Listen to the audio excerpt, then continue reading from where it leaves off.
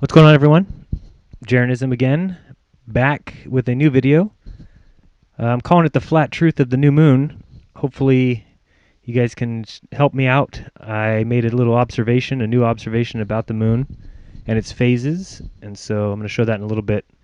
Have you guys take a look at it and let me know if you see the same thing I do, which is a major problem with the current structure.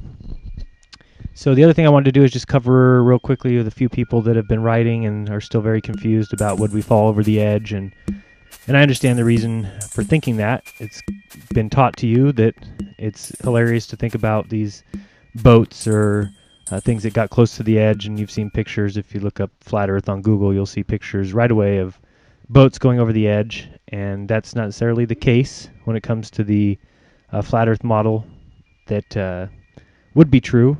The azimuthal equidistant map that you see in front of you, which just so happens to be the exact same map as the logo of the United Nations. So, which is also separated into 33 sections. If you see that on the screen, 8 sections of 4, and then a middle. So that seems peculiar. We hear a lot about the globalist movement, and what are they doing? Is it simply keeping the myth of the globe going?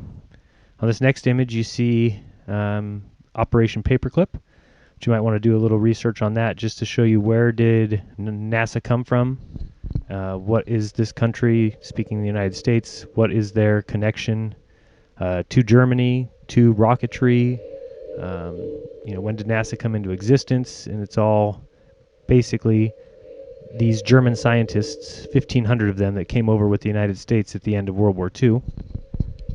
You can also see here, very clearly seen, that the International Space Station is a strange shape, and it is almost identical to the symbol of Baphomet, the same symbol that you will find on the hat of the Grand Commanders of the 33rd degree. So look into that if you would as well. Just to cover again, this is the azimuthal equidistant map. It is used many places.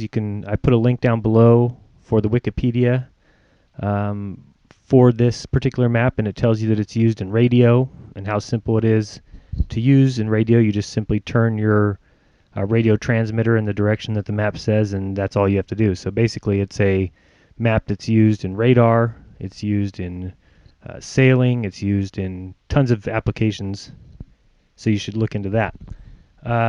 So this next little image I drew just shows a couple important points.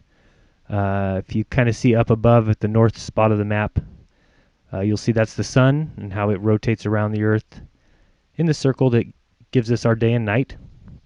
If you notice the white box on the right, you'll see I have a person pointed out, and as long as they're facing north, take for instance if they have a compass in their hands, if they're facing north, then south would be anywhere behind them. And that's true throughout the entire map. So if you're in Africa and you're facing north, behind you would be Antarctica, which is the same as on the globe. Basically, if you're facing north, behind you is the edge. And you can see down in the lower left-hand corner, this is what the ice shelf looks like, or the ice wall. So no, you can't fall off.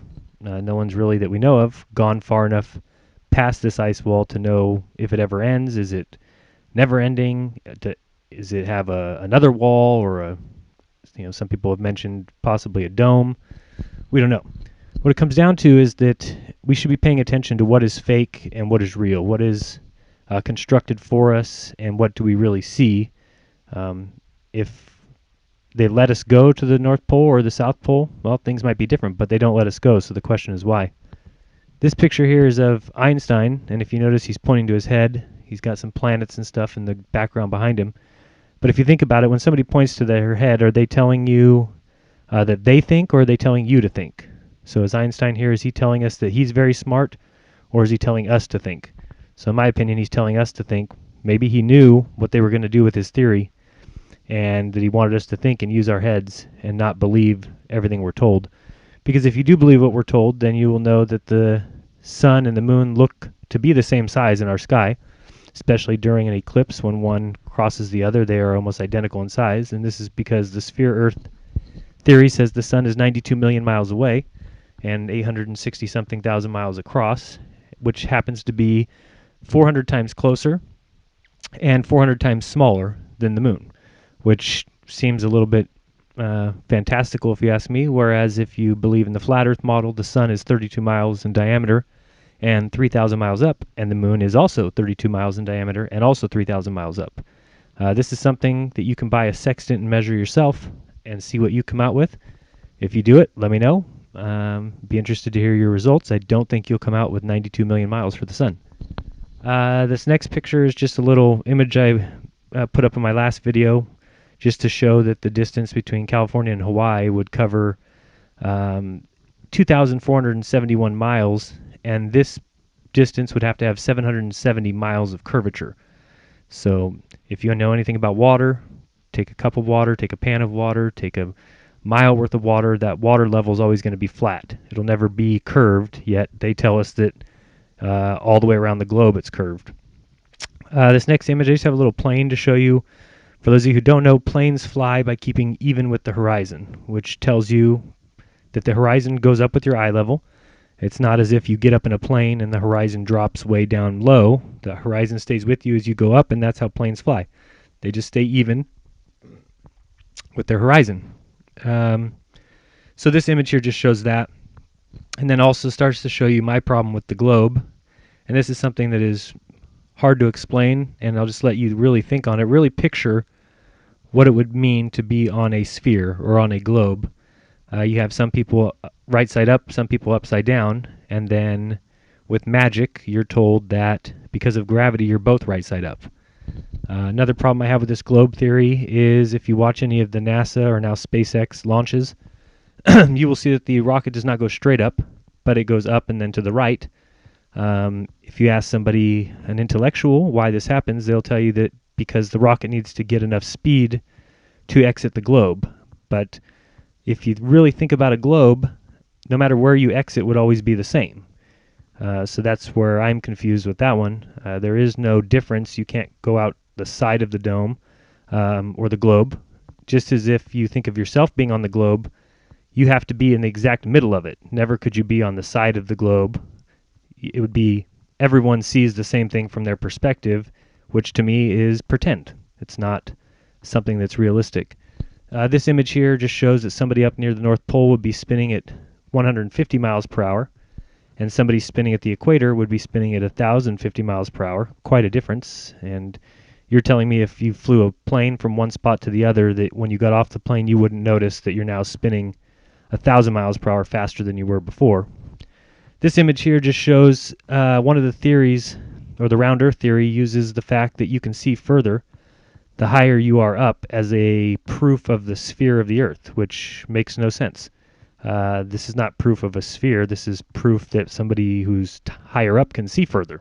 That's the only thing that proves. So if you look at the simple little diagram picture here, you'll see that the person who is in the water actually can see, obviously, the least amount of distance. And then the next person up, the one on the shore, can obviously see further than the person in the water. And the next picture is somebody on a ladder who would obviously see further than the person who's on the shore, who would see further than the person in the water. Keep going further, you have somebody up on a mountain would be able to see further, and ultimately somebody in a plane would be able to see the furthest. So this isn't any proof of a sphere. It's simply proof, as we said, that the higher you are up, the further you can see because the earth is flat, and it is your limited view of perspective, or your view, that decides how far you can see. If you look at this image, it's from a plane, and you'll see that you can see just the tip of the sun there. So you'd have to understand that somebody on the earth who's at the ground level at this point would see night. The only reason that the plane sees the sun still is it's higher up. So this kind of tells you what happens to the sun from your vantage point on Earth. When you see it set, somebody in a plane who's right above you would still see further than you and be able to still see the sun. This is not because we are on a sphere, just how far you can see depending on how high up you are. And so now I'll go ahead and go with my new moon theory, and somebody can help me. Comment, please, what I am seeing wrong about this. As you see on the screen, this is the path that the moon takes as it travels around the Earth. You can see up in the boxes in the upper left there's a view of what we see from the night side and a view of what we see from day side. So you'll see now that as the moon gets right behind us, we get a full moon as it's fully illuminated by the sun. And then as it comes around the other side, we slowly see less and less of it until we have just the sliver, as they call this, the waning and the waxing of the moon. Now here's my issue is when we get to the point where the moon is in between the sun and the earth, they say this is a new moon, and we don't see the moon. My question is, if you see up in the upper left there, why is there no black dot in the middle of the day sky, as the moon should be between us and the sun and should be blocking out the sun, but we never see that. So these next images show the same thing. You'll see they always tell you where the moon is and why we see it the way we do, yet they fail to explain why during a new moon they just simply say, well, it's between us and the sun so we don't see it, which could make sense to the night sky, but does it make any sense to the day sky side? Wouldn't they see the moon being in the sky and blocking out the sun? So you can see in this image the same thing, that with the rays of the sun fully engulfing the sky, not aimed directly at the moon, wouldn't we see from the day side a black spot in the sky? But we don't see that. I just put an image up real quick that says how us funny human beings think that we lost a plane, which was a few miles in the sky, 4, 5, 6,000 miles in the sky, and we've lost it completely. No one has any idea where it's at. Yet we have a robot on Mars that takes selfies and is 150 million miles away. Seems to be a little peculiar. But they also tell you that this is real. The image you see there of galaxies and this beautiful smoke, and this is nothing more than a CGI computer graphics, computer-generated image. Nothing real that we see. Same thing with this image. Really pretty if it were in fact anything that we see in real life, but it is not. And yet I'm the one who wears the tinfoil hat, and people believe that this is true.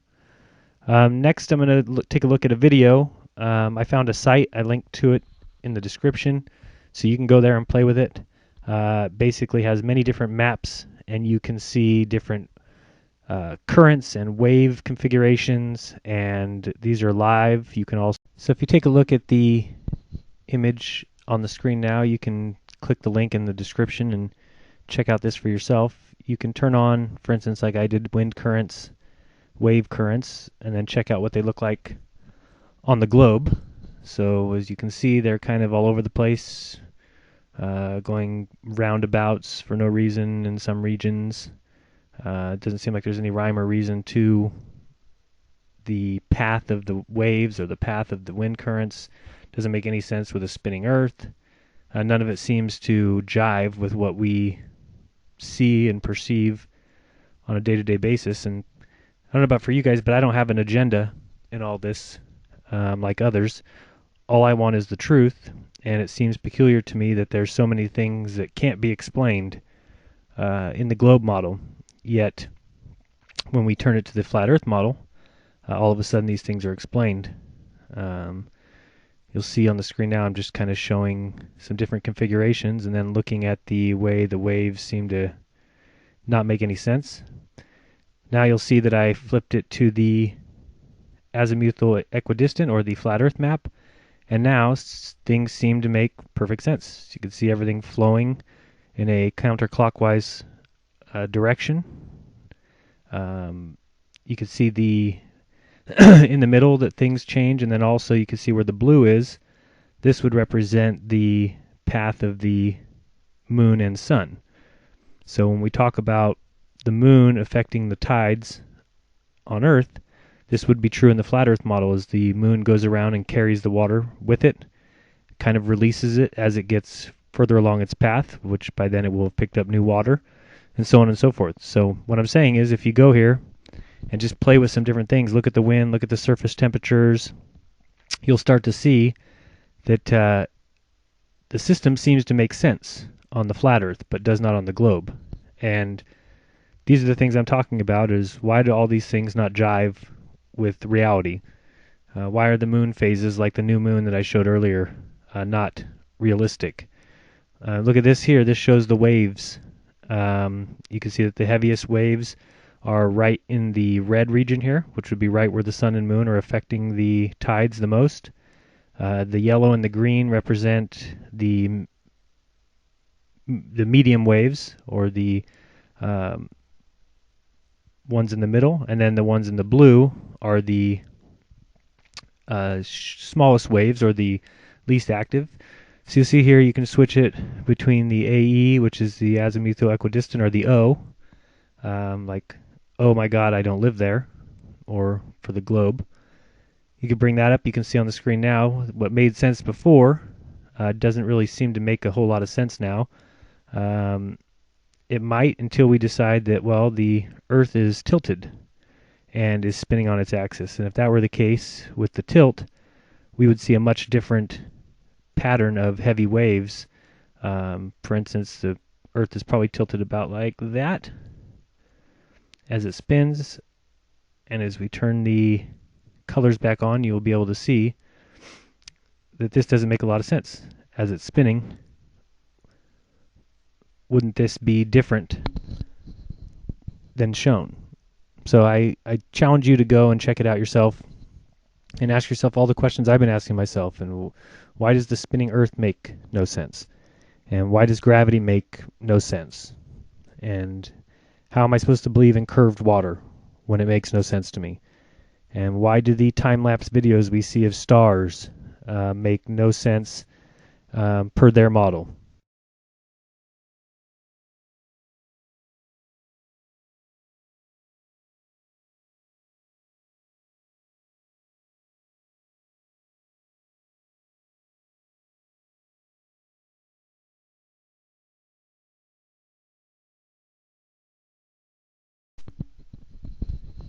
So these are the kind of things that I ask myself that you need to be asking yourself. Why is it to me that living on a globe makes no sense? Does not jive with my version of reality, where two people can be both right side up, but in reality one is upside down, but not really because of gravity. Doesn't make any sense to me. Why do these wave currents make no sense on the globe? That's a question you need to ask yourself. Why does relativity make no sense? We can measure how fast the Earth is going, and we can measure how fast the sun is going, but only relative to each other. The fact that the Earth is also going 66,000 miles per hour around the sun, we can't then say how fast the moon is going in comparison with the Earth and the sun, since it's all relative to your position. It just doesn't jive. So these are the kind of things I'm talking about. On the screen you can see you're able to make some changes. You can change what view you're looking at. This one here you can see seems to make sense, but these are the waves, I believe. But you'll see there's some circular patterns going down below. And I can't remember exactly what this was. But you can also click areas on the map and get their exact location, their exact temperature. If you're looking at the air pressure, or you're looking at the surface temperature, tons of things you can look at and start to see where some things just don't make sense. Why are we getting those kind of rotations down there? Then when we switch it and go to the azimuthal equidistant, we can see here now it starts to make more sense. See the path that everything's taking that jives with the spiral we see in everyday life almost everywhere. You've seen the Fibonacci sequence. These things all tie together. To me, I'm asking myself, why does the jet stream not make sense on the globe? Why does the NASA roll technique not make sense when launching rockets? Why does losing 700 boxes of moon landing footage, the greatest accomplishment of mankind, not make any sense to me? There's no way you could lose 700 boxes of videos unless you were trying to get rid of them. Why does NASA doctor and remove images? There's plenty of examples of them having an image up on their database. Somebody finds a mistake with it or a clear proof of deception, and the next thing you know, they remove the image. Doesn't seem like a scientific organization that is, attempting to distribute facts to me. Why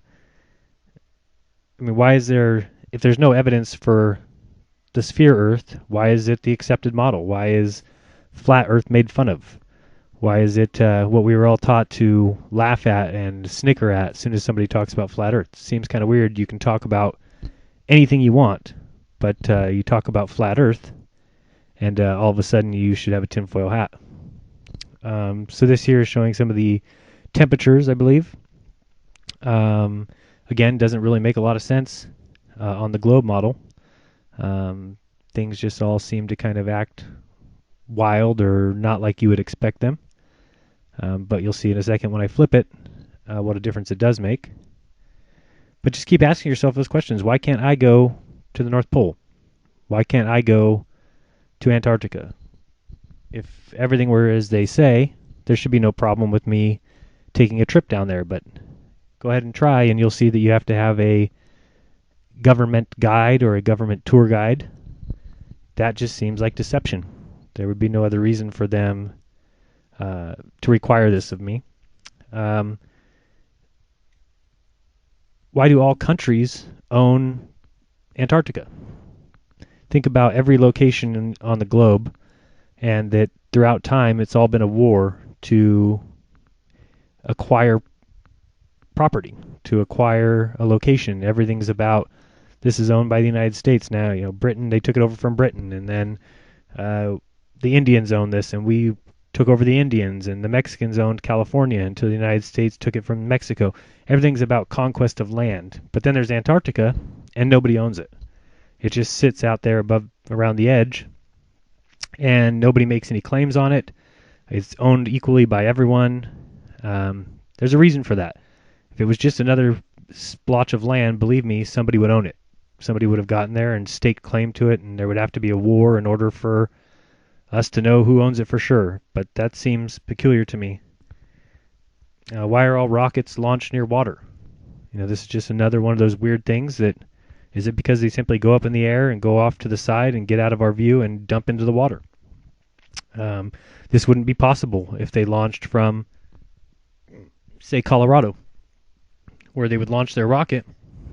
Well, people, either east or west, whichever way the rocket went, would be able to follow that with their eyes. But when they do it from Florida and dump it out into the Atlantic Ocean, well, there's nobody there who can verify this. So these are the kind of questions you need to ask yourself. I think this map here tool will really be beneficial to you.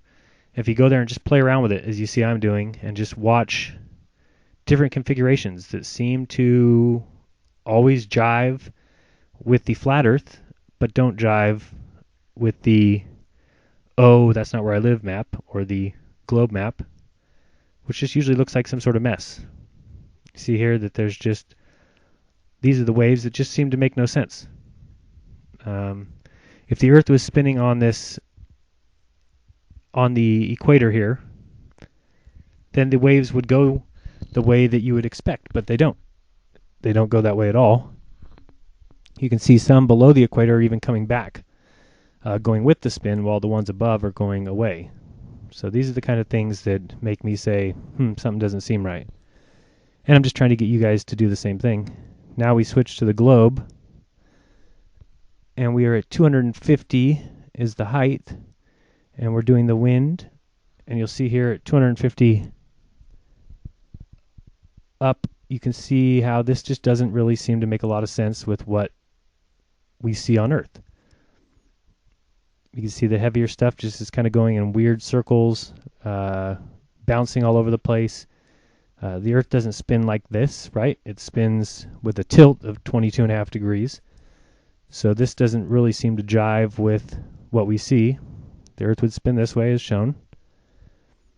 And it just kind of looks like a mess. Doesn't look like it really is working. Remember, the Earth would be tilted about up like this, and then it really doesn't seem like it makes sense anymore.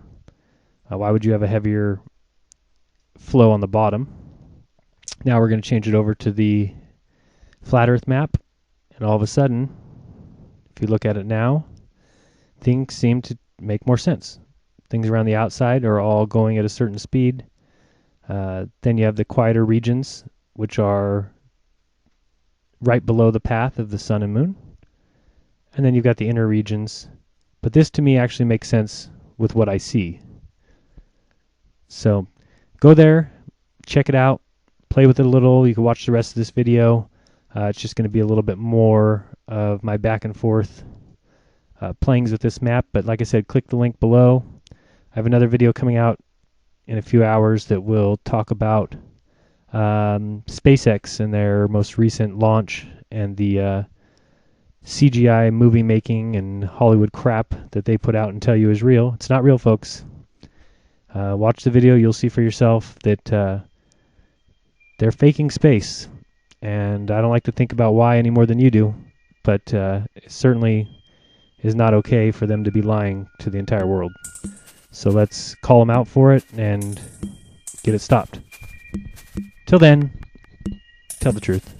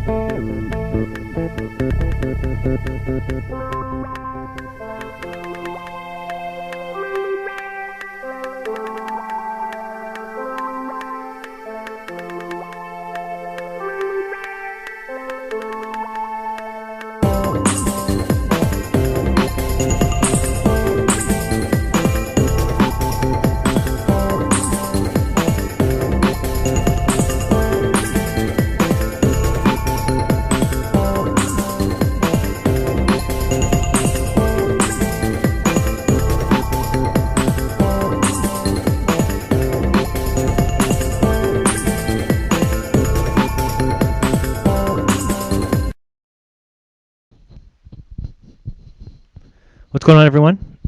Jeranism again, back with a new video. I'm calling it the flat truth of the new moon. Hopefully you guys can help me out. I made a little observation, a new observation about the moon and its phases, and so I'm going to show that in a little bit. Have you guys take a look at it and let me know if you see the same thing I do, which is a major problem with the current structure. So the other thing I wanted to do is just cover real quickly with a few people that have been writing and are still very confused about would we fall over the edge, and I understand the reason for thinking that. It's been taught to you that the space station is a strange shape, and it is almost identical to the symbol of Baphomet, the same symbol that you will find on the hat of the Grand Commanders of the 33rd degree. So look into that if you would as well. Just to cover again, this is the azimuthal equidistant map. It is used many places. I put a link down below for the Wikipedia for this particular map, and it tells you that it's used in radio and how simple it is to use in radio. You just simply turn your radio transmitter in the direction that the map says, and that's all you have to do. So basically it's a map that's used in radar, it's used in sailing, it's used in tons of applications, so you should look into that. So this next little image I drew just shows a couple important points. If you kind of see up above at the north spot of the map, you'll see that's the sun and how it rotates around the earth in the circle that gives us our day and night.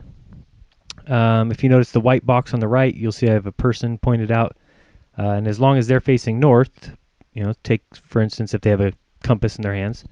If they're facing north, then south would be anywhere. It's hilarious to think about these boats or things that got close to the edge, and you've seen pictures. If you look up flat Earth on Google, you'll see pictures right away of boats going over the edge, and that's not necessarily the case when it comes to the flat Earth model that would be true. The azimuthal equidistant map that you see in front of you, which just so happens to be the exact same map as the logo of the United Nations. So, which is also separated into 33 sections. If you see that on the screen, 8 sections of 4, and then a middle. So that seems peculiar. We hear a lot about the globalist movement, and what are they doing? Is it simply keeping the myth of the globe going?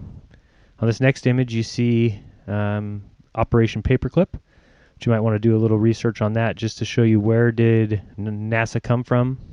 What is this country, speaking the United States, what is their connection to Germany, to rocketry? When did NASA come into existence? And it's all basically these German scientists, 1,500 of them, that came over with the United States at the end of World War II.